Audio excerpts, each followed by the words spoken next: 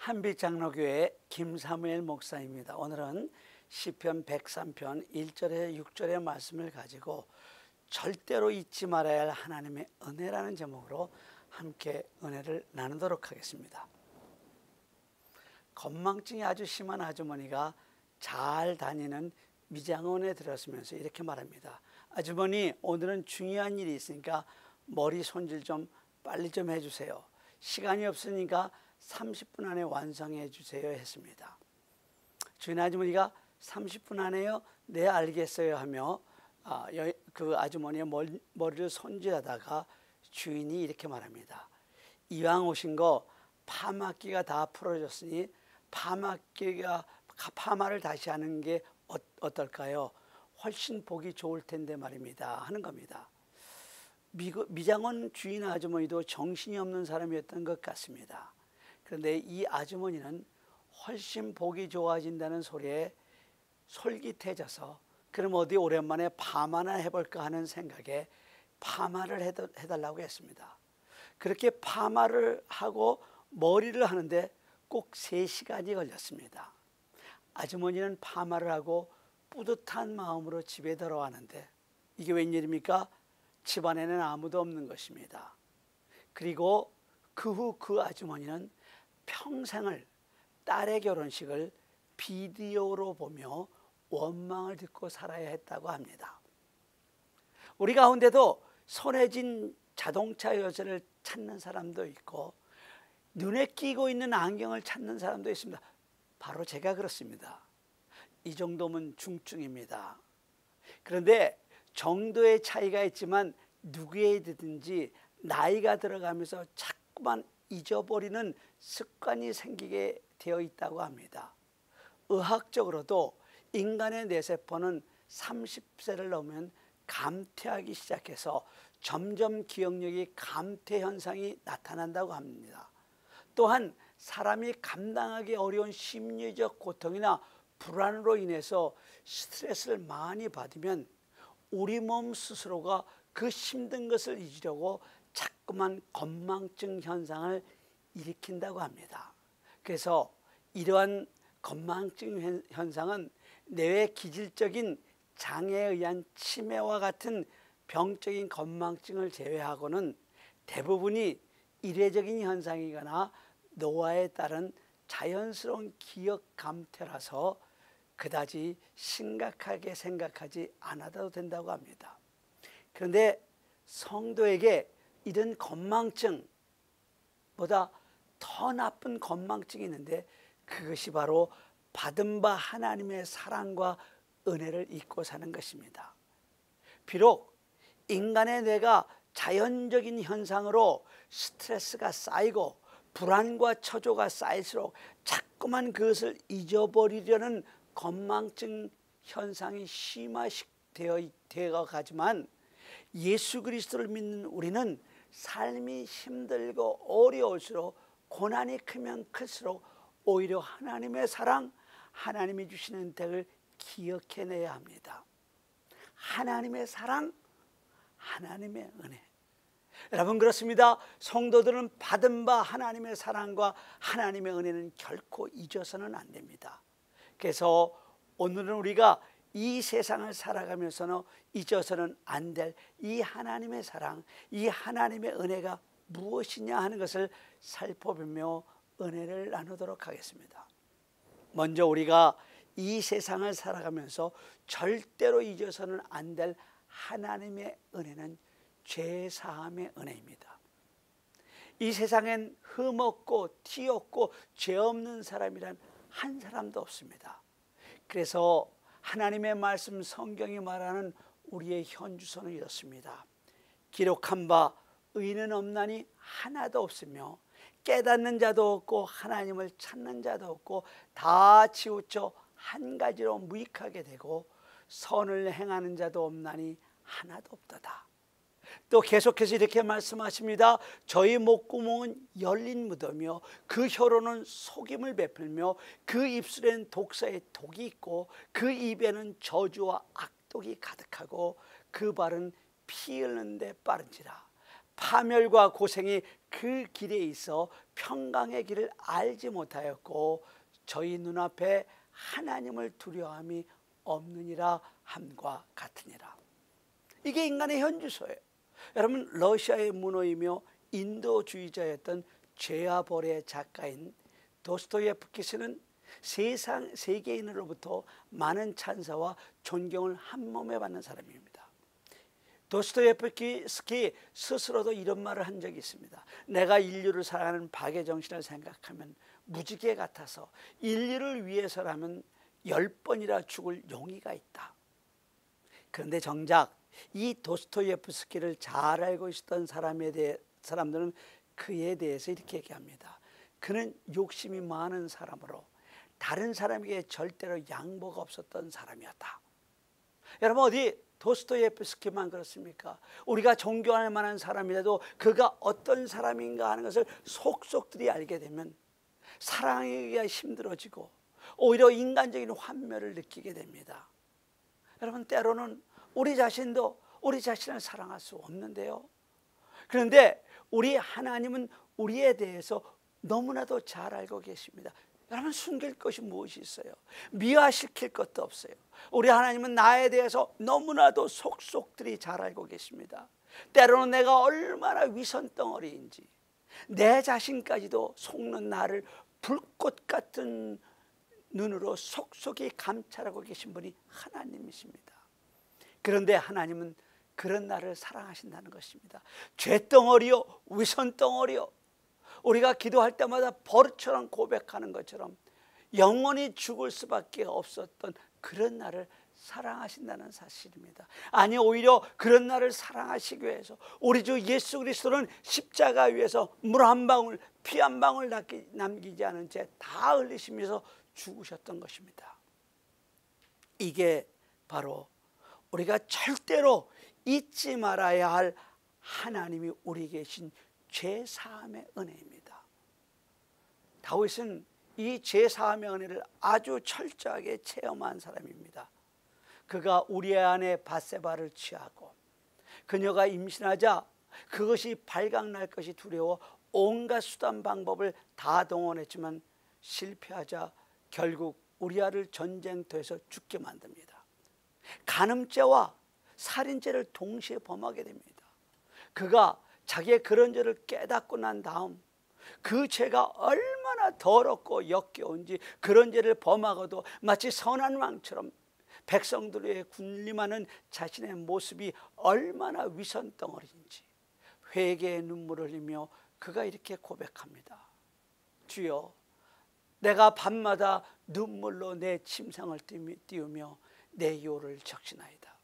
하나님은 그런 그의 회개의 기도를 들으셨습니다. 그리고 그의 죄를 사해 주셨습니다. 하나님의 이 죄사함의 은택을 체험한 다윗이기에 오늘 본문에서 이렇게 고백하는 것입니다. 내 영혼아 여호와를 송축하라. 내 속에 있는 것들아 다 그 성호를 송축하라. 내 영혼아 여호와를 송축하며 그 모든 은택을 잊지 말지어다. 저가 내 모든 죄악을 사하시며. 하나님이 우리의 모든 죄를 용서해 주셨습니다. 내가 지은 모든 죄를 용서해 주셨습니다. 드러나지 않은 나의 죄까지도 용서해 주셨습니다. 내가 부지 중에 알지 못하고 지은 죄까지도 용서하셨습니다. 이것이 바로 우리가 이 세상을 살아가는 한 절대로 잊어서는 안 될 하나님의 죄사함의 은혜입니다.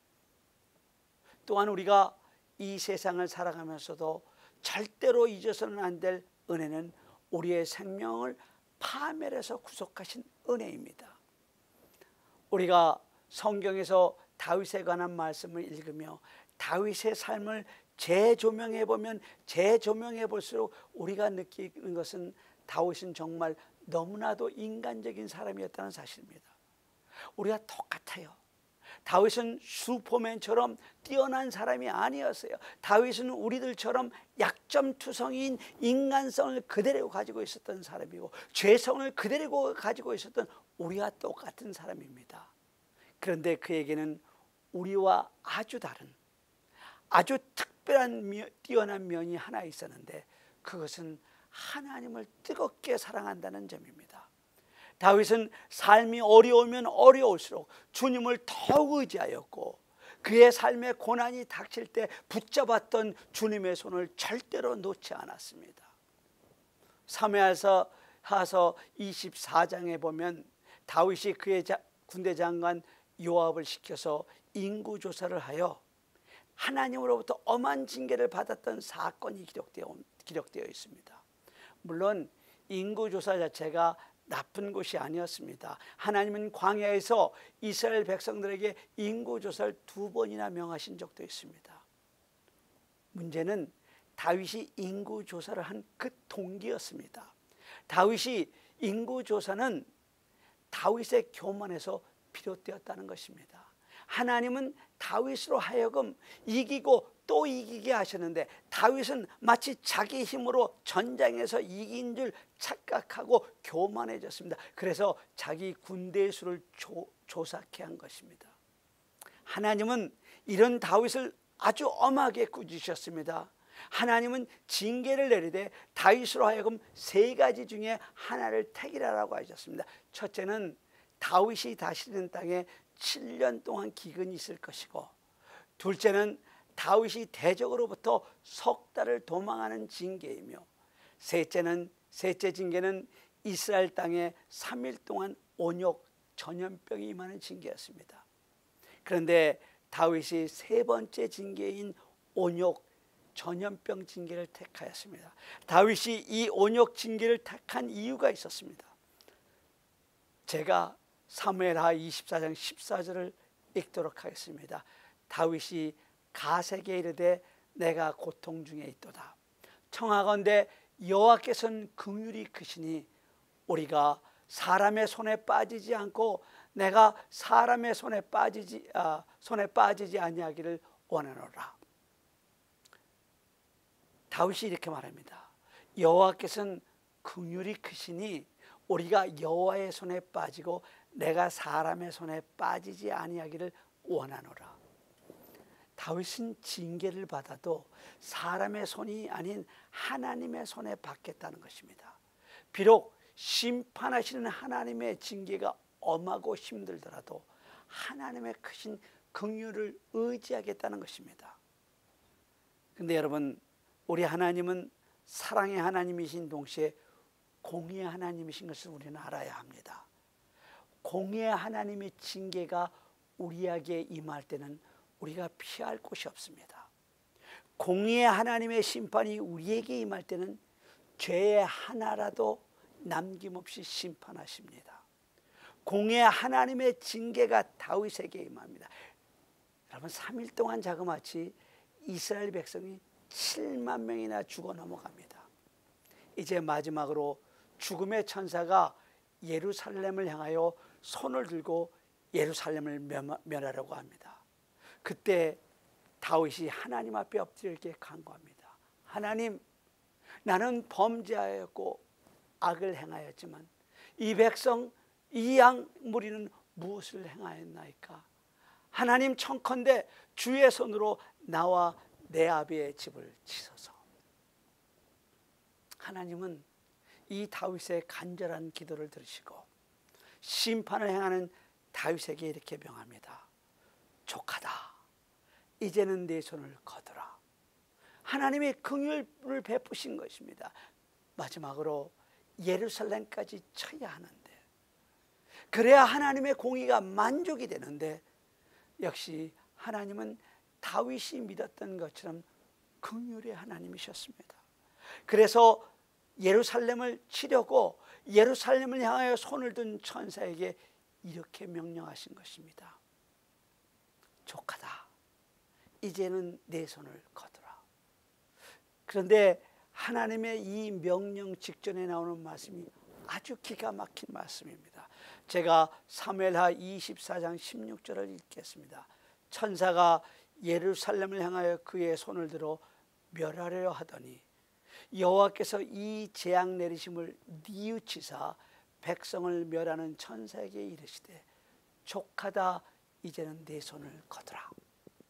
분명히 하나님의 말씀에는 하나님께서 천사에게 재앙의 손을 거두라고 하신 이유가 하나님께서 이 재앙 내림을 뉘우쳤다고 말씀하고 있습니다. 여러분, 우리 하나님은 인생이 아니지 않습니까? 우리 하나님은 실수가 없으신 하나님이시지 않습니까? 어찌 그런 하나님이 뉘우칠 수 있겠습니까? 그런데 틀림없이 성경에는 여호와께서 이 재앙 내림을 뉘우쳤다고 말씀하고 계십니다. 그래서 말씀을 잘 해석해야 하는 것입니다. 여기서 여호와께서 이 재앙 내림을 뉘우치셨다는 말씀은 자기 백성을 행하신 하나님의 긍휼과 자비에서 우러나온 뜨거운 사랑을 말하는 것입니다. 우리 하나님은 공의의 하나님이시기 때문에 예루살렘까지 심판하고 예루살렘까지 멸하셔야 하는데, 그래야 하나님의 공의가 만족이 되는데, 자기 백성을 향하신 하나님의 사랑이 너무 뜨겁고 너무 크기 때문에 하나님의 심판 계획을 돌이키셨다는 것입니다. 다윗이 하나님의 심판을 받으면서도 바로 이 하나님의 긍휼, 바로 이 하나님의 자비, 바로 이 하나님의 사랑을 붙잡았던 것입니다. 다윗은 이렇게 믿었습니다. 하나님은 나의 모든 죄악을 사하시며 나의 모든 병을 고치시며 하나님이 나의 생명을 파멸해서 구속하시고 인자와 긍휼로 관을 씌우시리라. 사랑하는 성도 여러분, 이 다윗의 고백, 이 다윗의 믿음이 여러분의 고백, 여러분의 믿음이 되어지기를 간절히 바랍니다. 여러분, 우리가 지은 죄 때문에 하나님의 심판 자리에 나아간다 하더라도 잊어서는 안 될 하나님의 은택이 있습니다. 그것은 우리의 생명을 파멸해서 구속하시는 하나님의 은혜입니다. 하나님의 사랑입니다. 찬양하라 내 영혼아, 찬양하라 내 영혼아, 내 속에 있는 것들아 다 찬양하라.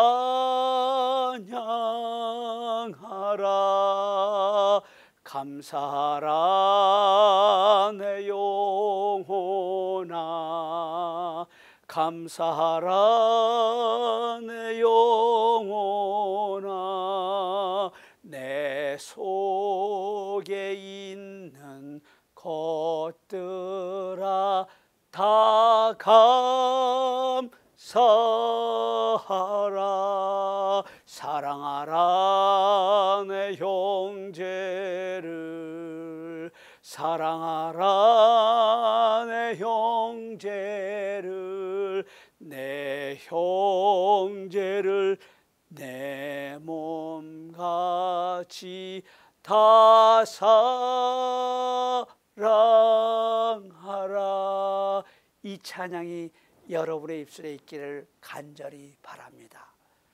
우리가 이 세상을 살아가면서 절대로 잊어서는 안 될 하나님의 은혜가 한 가지가 더 있는데, 그것은 우리를 향하신 하나님의 재창조의 사역입니다. 제가 5절을 읽겠습니다. 좋은 것으로 내 소원을 만족해 하사 내 청춘을 독수리같이 새롭게 하시는도다. 이 말씀을 가만히 읽어보면 이것은 우리 인생을 향하신 하나님의 재창조의 역사임을 우리가 알 수 있습니다. 오늘 보면 시편 103편 기자인 다윗은 본래 왕의 자리와는 전혀 상관이 없었던 사람입니다. 다윗은 베들레헴의 양치는 목동이었습니다. 그는 당시 이스라엘 왕인 사울 왕과는 전혀 상관이 없었던 사람이었습니다.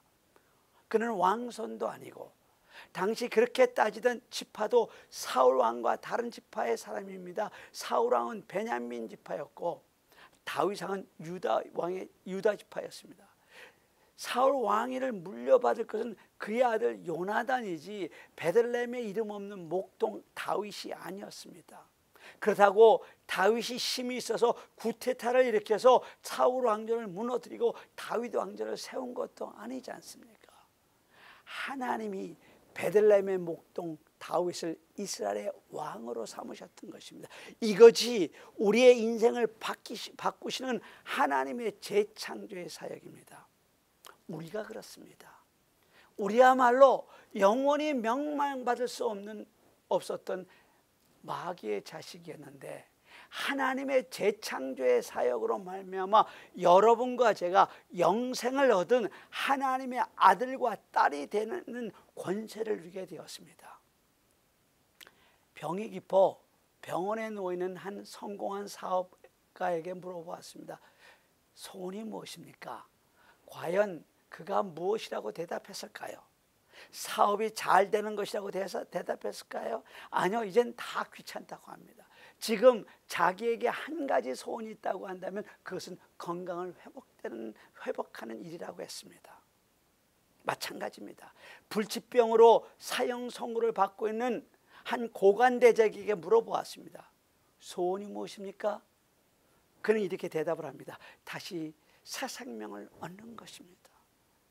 그런데 이런 일들은 생명을 파멸해서 구속하신 은혜, 인자와 간을 씌우시며 좋은 곳으로 소원을 만족해 하사 우리로 하여금 독수리같이 새롭게 하시는 하나님의 재창조 사역의 역사가 없이는 불가능한 일입니다.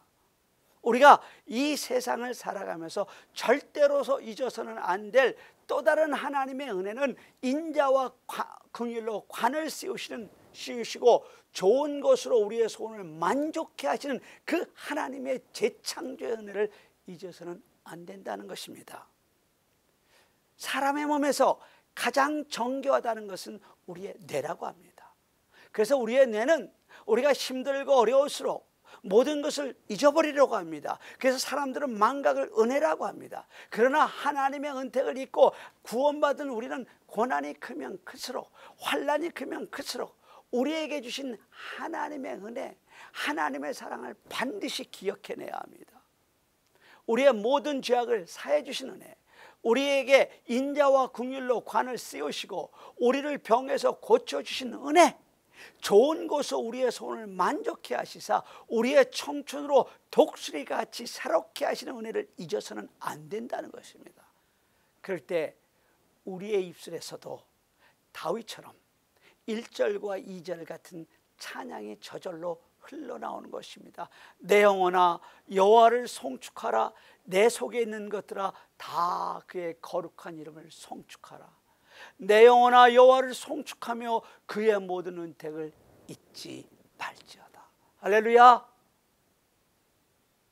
오늘 다시 한번 앞에서 부른 찬양하라 내 영혼아를 부르시고 기도하고 말씀을 마치도록 하겠습니다. 우리 다 같이 부르시겠습니다. 찬양하라 내 영혼아 찬양하라 내 영혼아 내 속에 있는 것들아 다 찬양하라. 감사하라 내 영혼아 감사하라 내 영혼아 감사하라 내 영혼아 내 속에 있는 것들아 다 감사하라. 사랑하라 내 형제를 사랑하라 내 형제를 사랑하라 내 형제를 내 형제를 내 몸같이 다 사랑하라.